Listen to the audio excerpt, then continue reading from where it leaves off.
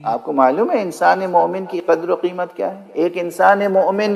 ایک مومن کی قدر و قیمت کیا ہے؟ اس پر ایک حدیث سن لیجئے اور پھر سوچئے گا کہ امیر المومنین کی قدر و قیمت کیا ہوگی، اور اس دست مبارک کی قدر و قیمت کیا ہوگی جس نے امیر المومنین کو امیر المومنین بنایا تھا۔ یہ حدیث جو ہے علامہ شیخ مرتضی انصاری نے کتاب مقاصد میں بھی نقل فرمائی، اور وسائل الشیعہ میں بھی ہے اور دوسری کتابوں میں بھی ہے، اور حدیث یہ ہے، حدیث قدسی ہے، میں اطہار کے تسلسل سے پیغمبر تک، وہ پیغمبر فرماتے ہیں جبرائیل نے فرمایا حدیث قدسی میں کہ اللہ سبحانہ و تعالی فرماتا ہے کہ مومن کا نام میں نے اپنے نام سے مشتق کیا ہے، میں مومن ہوں، مومن کا نام میں نے اپنے نام سے مشتق کیا ہے۔ اس کے بعد فرمایا فالمؤمن منی وانا منہ، مومن مجھ سے ہے اور میں اس سے۔ اور فرمایا کون کہہ رہا ہے؟ کس کا ارشاد ہے؟ اللہ سبحانہ و تعالی فرما رہا ہے مومن مجھ سے ہے، میں مومن سے ہوں۔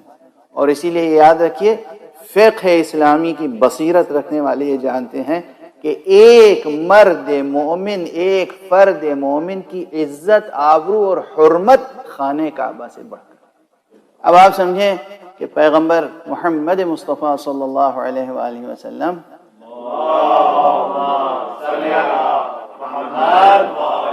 جو دین لے کر آئے تھے، جو شریعت لے کر آئے تھے، جو فقہ لے کر آئے تھے، جو قرآن لے کر آئے تھے، جو پیغام لے کر آئے تھے، وہ کتنا اہم تھا، کتنا عظیم تھا انسانوں کے حق میں، انسانوں کے حق میں، انسانوں کے حق میں۔ انسان کو کیا عزت دی ہے اسلام نے، انسان کو کیا عزت دی ہے قرآن نے، انسان کو کیا عزت دی ہے محمد مصطفیٰ صلی اللہ علیہ وآلہ وسلم۔ اور اگر یہ حقیقتیں پیش نظر ہوں تو پھر ہمارا فریضہ کیا ہوگا کہ ہم دائرہ ایمان کو بڑھائیں گھٹائیں نہیں۔ ایسا نہ کریں کہ ایک مومن دوسرے مومن کو کافر قرار دے۔ یہ جو تکفیری رجحان ہے یہ خلاف مصلحت پیغمبر ہے۔